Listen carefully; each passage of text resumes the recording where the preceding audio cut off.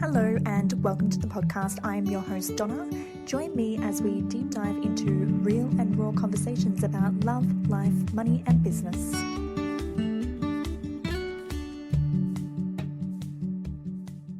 A little bit about Tina and I. So Tina literally had like $2,000 in the bank when she decided to go into business. She was offered a very high paying job and she decided that she just wasn't aligned with that, didn't light her soul up. And so she was quite young. She didn't have any experience in the business world, but she's managed to create a very, very successful business, teaching other people, how to create their business as well. So welcome, Tina. How are you going? Hey, it's so good to be here. I'm really excited to be here. I'm doing really well. How are you? I'm good. So could you tell us a little bit about yourself and the transformative work that you have been doing? Yeah, of course. So when I started in the online space, it was kind of like a little bit of flailing around, right? Trying to figure out who I was, what my skill sets were, and how do I serve my audience as well while also creating an impact.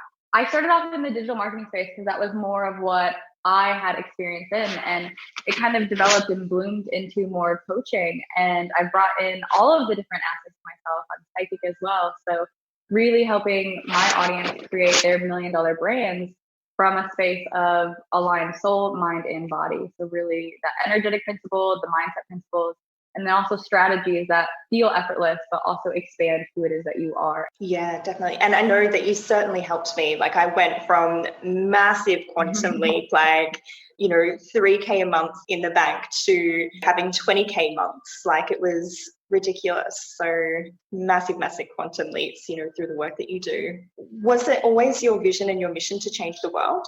Yeah. When I was younger, I was shy. I was really, really introverted. I'm still introverted, but I was so shy. I was so out of my power. Like we all do, we have experiences in our lives that traumatize us and we create negative associations with others, with the world, with our capability to create anything.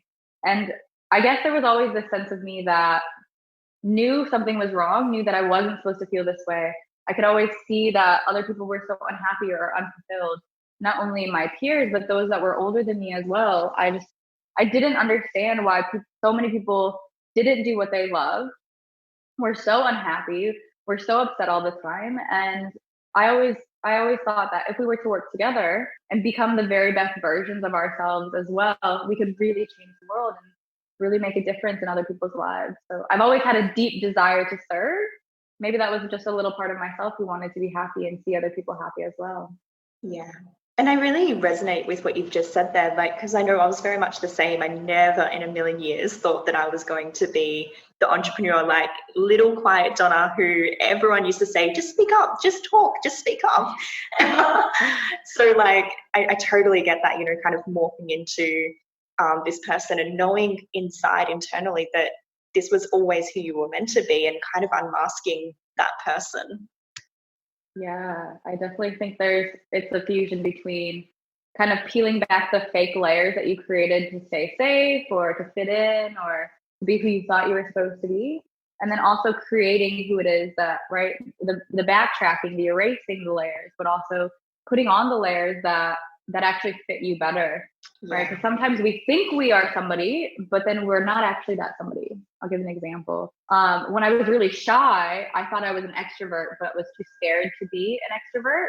So then I became an extrovert and was like, wait, this isn't who I am, right? Who I really am is like, I am a bookworm and I like to spend time by myself and be in my head and really coming back, right? So putting it on and taking it off and that process of finding just who it is that we are. Yeah, and that balance as well, because I found that as well. I'm very much an introvert, but I do love people. So it's like, I know that I have a couple of hours worth of energy to go and do that, but then I want to go back into my little hole. Yeah, same with me too.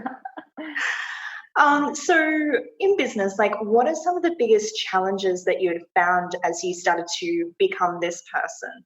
I think kind of playing off the same thing.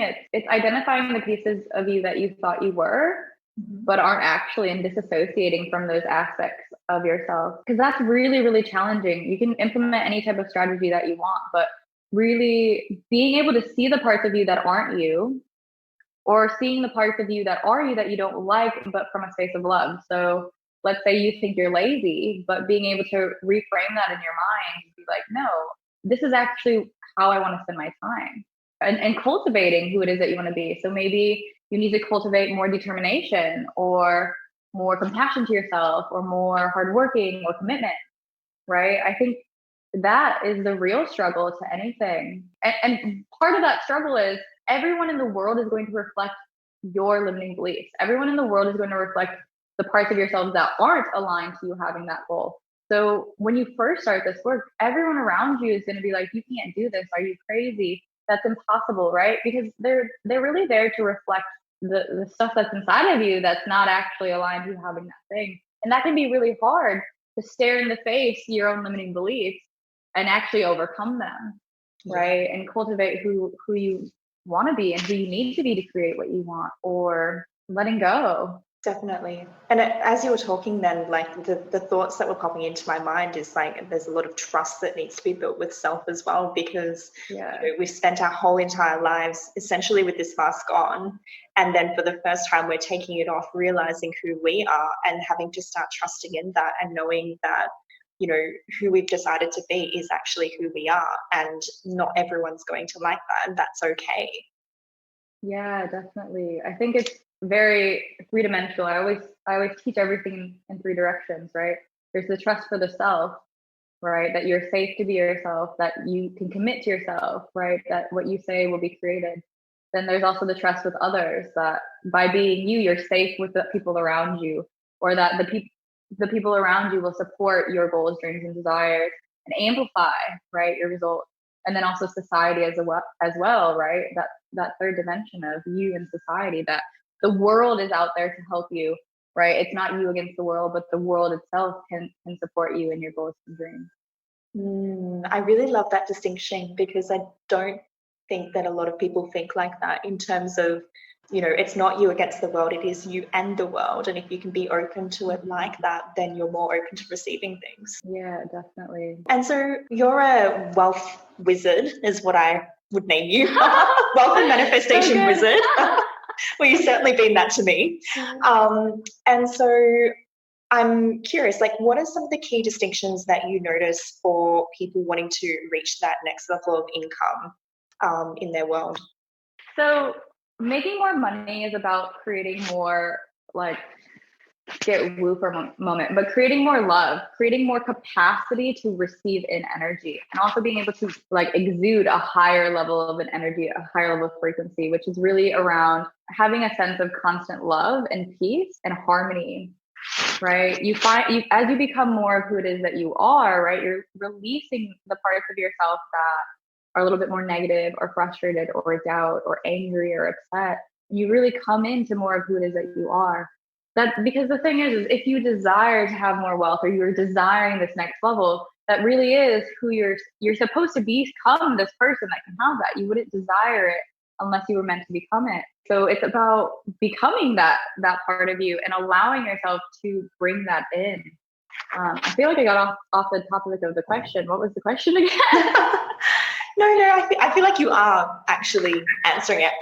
It was, what are the key distinctions that you've noticed in terms of getting to that next level of wealth? But I think in terms of how you've answered that, like I really do agree with you. And I kind of think we're brought into this world that, you know, if you look at us as children, we're naturally like happy and we're laughing and we're dancing and we don't give a shit what anybody thinks. Like we're just going and doing our thing. And then as we get older, the layers, the rules, all of those things get kind of piled on. And I guess what I'm taking from what you're saying, and correct me if I'm wrong here, is like we kind of peel those off and we just rediscover that love and that lightness that we had that was already there as a child. And, you know, we live in that state of happy, that state that we were always meant to be in, and kind of drift away from based on the rules that, you know, society, tribe, or whatever it is has placed on us as we've grown up. Yeah, exactly. One of the key blocks from this is that sometimes you think you need to be somebody that you don't actually have to be. So you see this version of yourself that makes the 50K months, and you may see this person as a workaholic, maybe from like a previous association, right? So this image that you think you have to become isn't actually what you do have to become. So it's that balance of trying to be that person, experiencing that resistance and the frustration, and then actually identifying, oh, this is who I choose to become instead, right? Whether it be accepting qualities of ourselves, like in the shadow work, that maybe you have suppressed, or cultivating aspects as well, and coming to a sense of peace, and love and light. Yeah, definitely. And I know you've definitely coached me through that when we were working together. Like there were times where I'd be like, Tina, I'm so frustrated. And then you'd be like, oh, what would love do? Or what if you're coming from love? What would that mean for you? And I was like, oh yeah, damn. And I know that that's now something that I come from a lot more now, like things that would have previously got me in a tizzy. It's like, okay, cool, that thing's happened. It's okay. If I'm actually to step back from this for a moment and really see it for what it is, what would it be? And I am able to see it from love a lot more now. So I definitely, resonate with what you're saying there. I actually had something recently happen where I kind of, I had somebody kind of bite back at me, and I was like, oh, I could come from a space of anger. And then I was like, what is this really about? This is just the 3-year-old child, that inner child kind of arcing up. And then I went, oh, okay. So I came back to it with love, and the response was a lot better than I think it would have been if I'd come from a space of like, well, I'm going to bite back because you've bitten back kind of thing. So, I can definitely see what you mean there. Yeah, it's about being present, right? And actually seeing from a space of truth and non-reactive behavior, right? As you elevate yourself, like as you make more money, you become more of, we'll call it a guru, right? You see from absolute truth. You can feel an emotion and recognize what this emotion is trying to tell you, and then make decisions based off of that, rather than from a very reactive behavior. You can only be reactive for so long. Plus, being reactive does not make you happy, right? It's not joyful to feel upset, and it's not joyful to bite at anyone either. And also, when you can come from the space of truth, like you don't get frustrated with the other person, right? You realize like that's their shit, and that shit has absolutely nothing to do with you, right? And then you won't even get triggered as often either. And that also, like when this is all kind of incorporated and integrated into who you are, you take the one action, you know exactly what that one action is, and it brings maximum results as well. And it becomes more effortless over time too. Yeah, definitely. I think initially it takes a lot of thought process. You kind of like, it takes stop. A lot. It does, because you don't realize it. Your brain, the neural connections in your mind have not been programmed in a way that can perceive that experience and create this immediate reaction, right? You've already associated this experience with this set of behaviors. So you have to completely break that and break who you are, become who it is that you want to be. Yeah, definitely. I remember one of the things that you said to me when we first met was like, just be in the happy place, focus on all the happy stuff, push all the negative thoughts away. And I was like, what do you mean? It can't be that simple. I can't do that. La, la, la. And I was like, okay, shut up, Donna. Just like listen to her. She's got the results that you want. Just do the thing. And I'm bloody glad that I did, because, obviously, things shifted a lot since we met, October last year. So it's realizing that the thoughts aren't real. Thoughts aren't real. They're just preconceived notions of what you think is possible, or what you think will happen. It's not about like just suppressing them. Eventually you have to look at them and process them and deal with them. But if you're inside of your shit, you can't look at the container. You can't look at what's actually going on. You can't look at the land, right? You have to actually step out of things, and then you can perceive what's going on. But if you're so busy being upset, right, you can't process the negative emotions. You have to divert your focus, and then you can come back in. Yeah. I think you touched on a really good point there. I'm always saying this to my girls, like, thoughts aren't real. Like, how is it that one week you can kind of be like, oh yes, and got all these leads coming in and all these clients coming in and all this money coming in, and then you're saying to yourself like, I'm a genius, I'm great, I'm a money magnet, all of these things, and then the next week it's not coming in as much, and so you're kind of like, oh, maybe I'm shit, maybe I can't do this, blah, blah, blah. And it's kind of like, well, which thought is true? Because the only reason why you thought that initial thought was true was because the external stuff was happening for you. So if the external stuff is not moving towards where you want it to go, does that mean that other thought is really true? Like, neither one is really true. It's just whatever you've made that event mean at the time. Yeah, it's about that emotional charge that you have during the experience. And it's also a choice and a decision, what do you want to be? Yeah. Right? Like, do you want to think you're short or fun size? I don't know, I'm trying to find like a good example. But you get to choose, right? Like whether something is good or bad. Like you create an association when you have that experience. Or you can choose to like choose neither and make the decision at like a different time. I always say, if you're feeling upset, make zero decisions, right? Do not perceive anything. Choose not to perceive things because you're automatically creating negative associations, right? I always say an object in motion stays in motion. So if the motion you're in is negatively charged, you're moving in a negative, you're feeling upset. Like if you keep making decisions, you're going to keep moving that way, right? You're going to keep driving yourself down further. And that's where the technique of like diverting your focus, choosing things that feel exciting, that choose to raise your vibration, choose to feel better, and then come and look at it. You're going to be outside the box now. You're going to be feeling happier as well. You're going to make much better choices. AKA now you can choose that you're awesome and that things are moving well, right? Because you have to feel and think and be a certain way before reality will ever mimic it. I couldn't agree more. It's like you can't be, something happens and you're really frustrated. Anger comes with a certain energy, like it's a very powerful energy. And if you're trying to create something, sell something, do something in business from that space, then that's the energy that you're taking into it, as opposed to that like really happy, I'm so excited, I'm so pumped, I know that this is freaking awesome. Very different energy to anger, sadness, whatever it is, guilt, stress, whatever it might be. It's a very different energy to any of those types of energies. So I can definitely see that, how we need to shift ourselves into that happy space before taking any action on what it is that we need to be doing. Yeah, leaving it on the highest vibrational thought, you can leave it at the time. So even if there's doubt in your ability to sell the offer or make that high figure month or whatever it is, when you experience that doubt, leave it at the highest vibrational point you can possibly leave it. So it's like, can I really sell this? Well, if you can't get yourself to a space of course, right? Because that feels like a lie. Instead, be like, you know what? Like, I believe that I can process this bullshit in the time frame I need to sell it, right? You always want to leave it on a high enough note as possible because it's going to keep moving. It's going to keep attracting at that exact same frequency, even if you're not thinking about it, right? But don't keep thinking about it because that's how you're going to build negatively, right? So divert, but leave it as high level as you could possibly leave it. Yeah. I like that. I don't think I've ever had it explained like that before. Just leave it at that highest space that you can. That's really cool. I'm still learning from you. I mean, I'm still learning too. So the more I learn, the more I can explain in new different directions, right? So what advice would you give to those who are wanting to build the luxury lifestyle that you've created for yourself and, created for others like myself? Just do it. Just go for it. What I always taught at the very, very beginning of my business is you don't need to know how.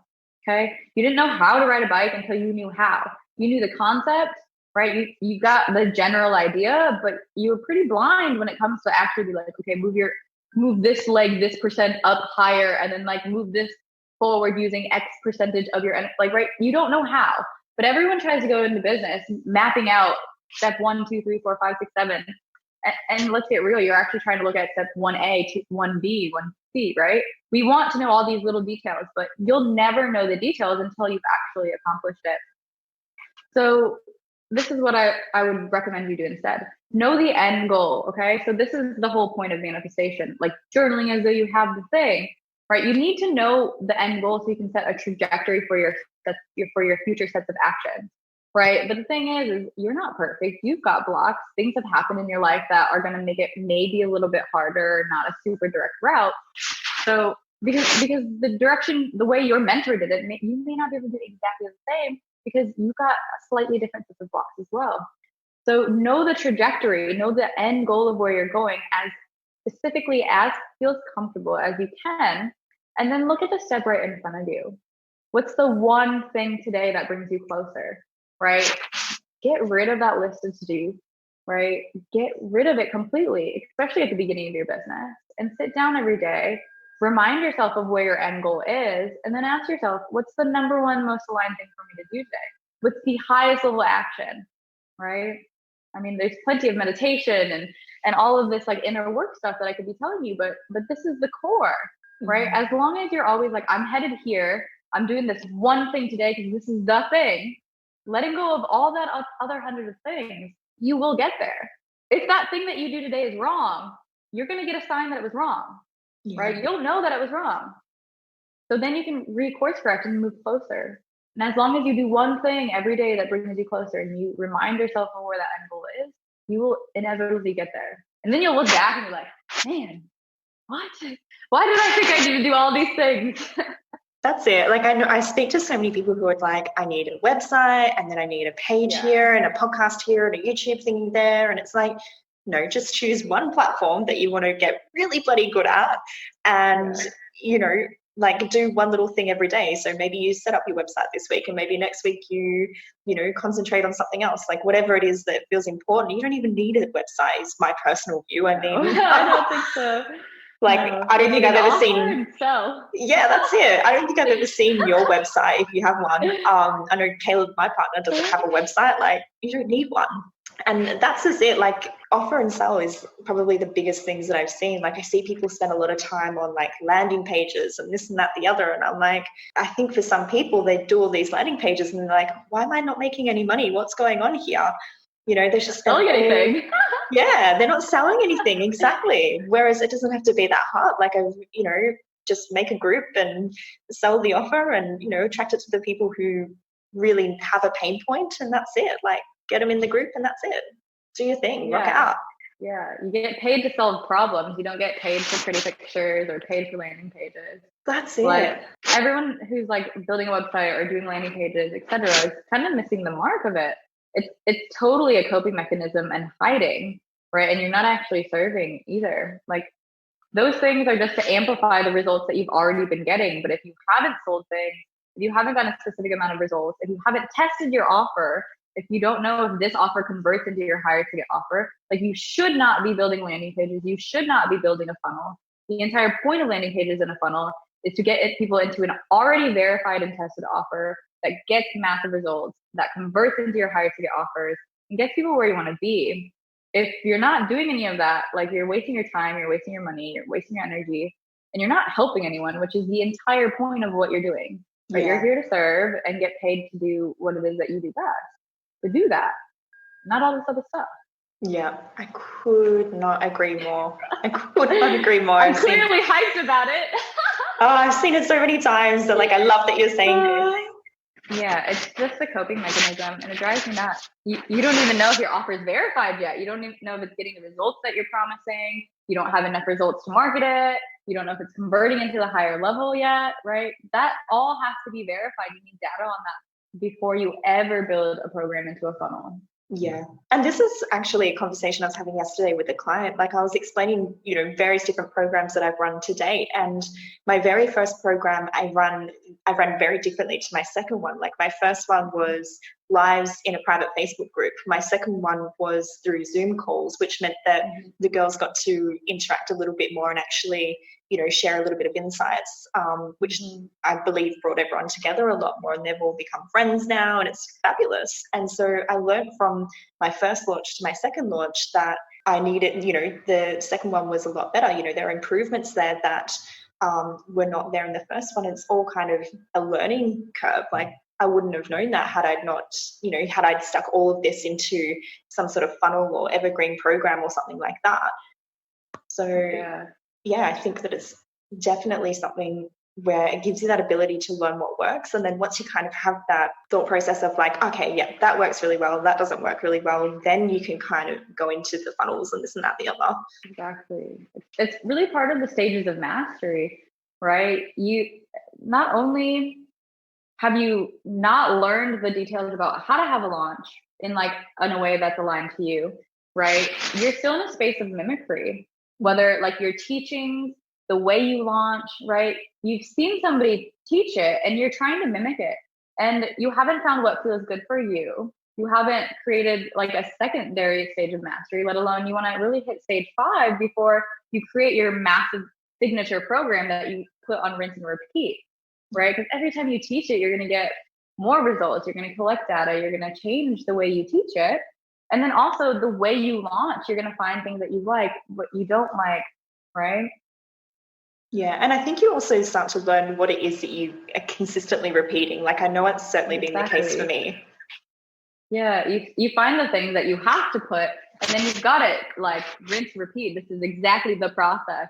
These are going to be the obstacles you experience during stage 1, right? These are going to be the obstacles that you experience during stage 2. And when you get to that space, that's when you're really at that stage 4 or 5 of mastery. And now, like, you can get paid the whole way through, but now it's like, this is your own unique process, right? Nobody else owns this. You own this 100%. Like, this is your IP. And you've also got the results to back it up. Then you're absolutely ready. And by that stage, like, you're far above 6 figures as well. That's it. And I think as entrepreneurs, like, because we are visionaries, sometimes what we initially started our business off as is very different to what it is, you know, a year or 2 later. That was the case for me. Yeah, first 3 to 4 years. And I'm really only moving into year 3 now, right? First 3 to 4 years, you're still like honing in. And if you're trying to create any signature stuff, like, no offense, it's going to be super mimicked and on accident. On accident, you're not even realizing that this is like almost the same thing as your mentors. So it takes that time to really create your signature things. And year 2, 3 is where you start to actually hone in on what your signature things are and refine them as well. Yeah, could not agree more. So I'm going to wrap things up now because we're probably hitting about the half an hour mark. Mm-hmm. Where can everybody find you? Yeah, of course. I would love to connect with everyone on my personal page or on Instagram, The Real Tina Mai. Mm-hmm. So Instagram, The Real Tina Mai, and your personal page? Facebook? Facebook is also The Real Tina Mai as well. Mm-hmm. Wonderful. Okay, cool. Well, thank you very much for jumping on the podcast and sharing all of these wonderful value bombs with us and sharing your time. Really appreciate it. It's been amazing.